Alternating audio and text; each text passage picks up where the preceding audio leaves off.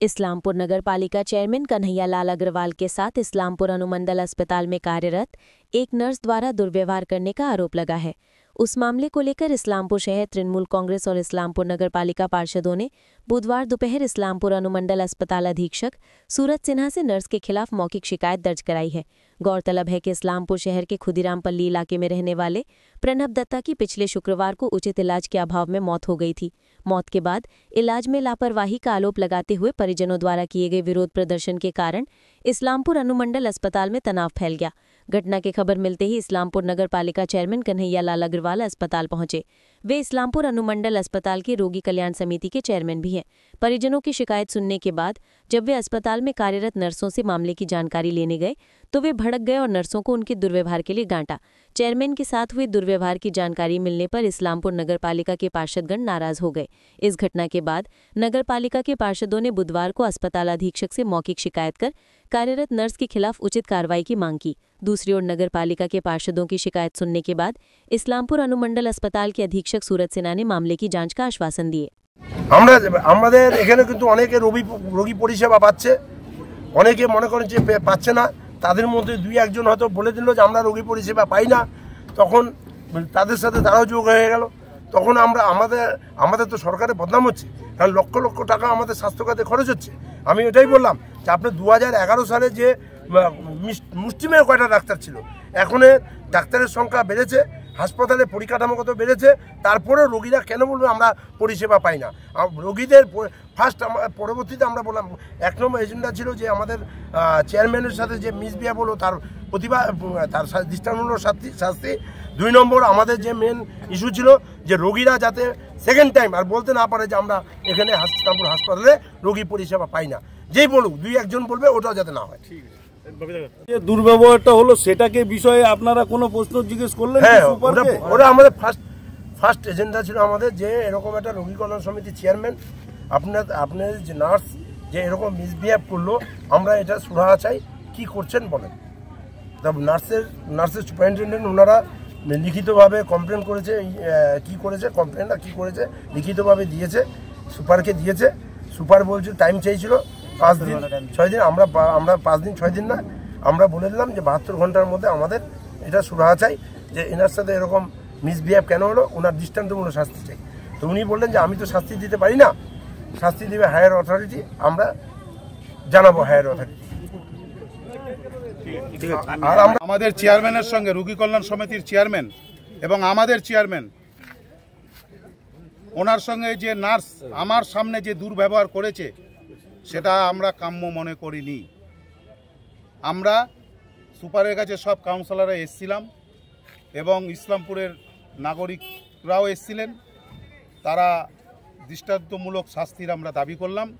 আমরা দেখছি সুপার কতটা কি করছে এবং আমরা চেয়ারম্যানের কথাই উনি যেটা সিদ্ধান্ত দিবে আমরা ওটাই মেনে নেব এবং সুপার যদি ওনার দৃষ্টান্তমূলক শাস্তি না ব্যবস্থা করেন তাহলে আগামী দিনে সুপারি চালাবে hospital, sub divisional hospital. Lakh lakh টাকা, কোটি কোটি টাকা রাজ্য সরকার দিচ্ছে। এক টাইমে আমরা দেখেছিলাম 5 বছর আগে এসি ছিল না, এসি লাগিয়েছে। আর চেয়ারম্যান আমরা বারবার বোর্ড মিটিংয়ে উঠিয়েছি যে আমাদের এখানে ডায়ালিসিসের একটা ব্যবস্থা করতে হবে। আমরা বলেছি সিটি স্ক্যানের ব্যবস্থা। চেয়ারম্যান তড়িঘড়ি কলকাতাতে স্বাস্থ্য মন্ত্রকের কাছে জানিয়ে আজকে আপনারা জানেন যে এখানে সেই মেশিনগুলো ব্যবস্থা করা হয়েছে এবং গরিবের পরিষেবার জন্যই আমরা সব কাউন্সিলর চেয়ারম্যান আমরা যৌথভাবেই আজকে আমরা এই পরিষেবাটা পাবলিককে দেওয়ার জন্য করছি। একটা নার্স যখন উনি চাকরি পান তখন একটা শপথ নেন, আমরাও শপথ নিই যখন আমরা কাউন্সিলর হই যে আমরা পাবলিকের পরিষেবা দেবো। কিন্তু এরা যখন সেই শপথটা গ্রহণ করে এখানে আসে, পাবলিকের পয়সাতে মাইনা হয়, কিন্তু এরা কি করে এসি রুমে বসে এরা পেশেন্টকে কোনো খেয়ালই করে না, পেশেন্টকে এরা গরু ছাগল মনে করে। আতঙ্কে রয়েছে, ভয় রয়েছে বহিরাগতদের থেকে। আপনাদের বহিরাগত বলছে, আমরা যদি বহিরাগত হয়ে থাকি তাহলে ওই নার্সদেরকে সার্টিফিকেটটা আগে ইনকোয়ারি করা হোক যে ওরা এই দেশের নাগরিক কিনা, এসআইআরে ওরাই আগে পড়বে। বলছি দাদা, আপনারা তো 72 ঘন্টা টাইম দিলেন, যদি 72 ঘন্টার মধ্যে কোনো শুরু না হয় বা কোনো পানিশমেন্ট না হয় তাহলে আপনারা কি করবেন? 72 ঘন্টার মধ্যে যদি আমাদের না নেয় তার পদক্ষেপ আমাদের চেয়ারম্যান আছেন, কাউন্সিলর আছেন, আমরা বোর্ডে বসে আমরা একটা সিদ্ধান্ত নেব, তারপরে জানাবো আপনাদের। ইসলামপুর শহর তৃণমূল কংগ্রেসের সভাপতি বাপি পাল চৌধুরী, সঙ্গে 6 নম্বর ওয়ার্ডের কাউন্সিলর বাপি সরকার আপনাদেরকে বলল 24 তারিখের ঘটনা, আজকে হচ্ছে 29 তারিখ। ইতিপূর্বে কিছু ওনারা এসছিলেন হসপিটালে, তখন সুপার ছিলেন না, বুধবারে টাইম দিয়েছে, সেই টাইম অনুসারে আমরা এসছিলাম। আজকে নার্সের যে দুর্ব্যবহার, নার্সদেরকে আমরা হসপিটালে ঢুকে নার্স বলি না, আমরা বলি কি সিস্টার। সিস্টার মানে আমার বোন। তো একজন বোন দাদার প্রতি কি ব্যবহার করবে? Charity begins at home. উনার শিক্ষাটা কিন্তু উনার বাড়ির থেকে হয়েছে, উনার ট্রেনিং সঠিকভাবে হয়নি। এই জন্যই বলবো যে একজন বয়োজ্যেষ্ঠ লোক, কানাইলাল আগরওয়ালা 37 বছরের ছেলেটা, যে মহিলা অর্থাৎ যে নার্সটা বসে ওই রকম দুর্ব্যবহার ওনার সাথে করেছে, তার উনি বাবার তুল্য। উনি চেয়ারম্যান, রোগী কল্যাণ সমিতির চেয়ারম্যান, উনি ডিস্ট্রিক্ট প্রেসিডেন্ট, সেটা বড় কথা না।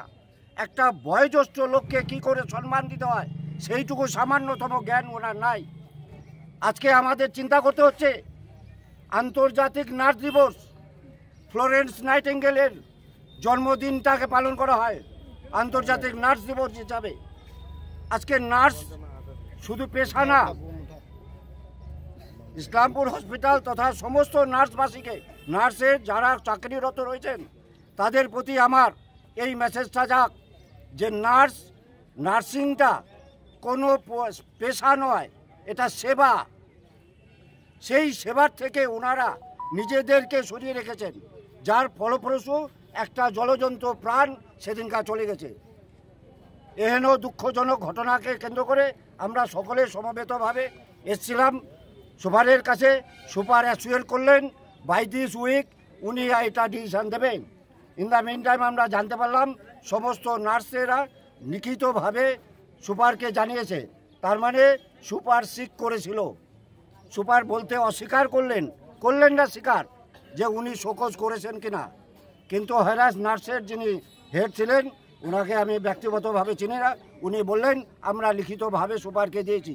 কিন্তু দেখা যাচ্ছে এখানটায় যদি এই ব্যাপারটায় কোনো রকম নেগলিজেন্সি বা ধামাচাপা দেওয়ার চেষ্টা করে, তাহলে আগামী দিনে যেটা ভাবি সরকার বললেন, হসপিটাল কিন্তু ওনারাই চালাবে। আমরা জনপ্রতিনিধি হিসাবে জনগণের সুবিধার্থে আমরা সেবাটা নিতে আসব।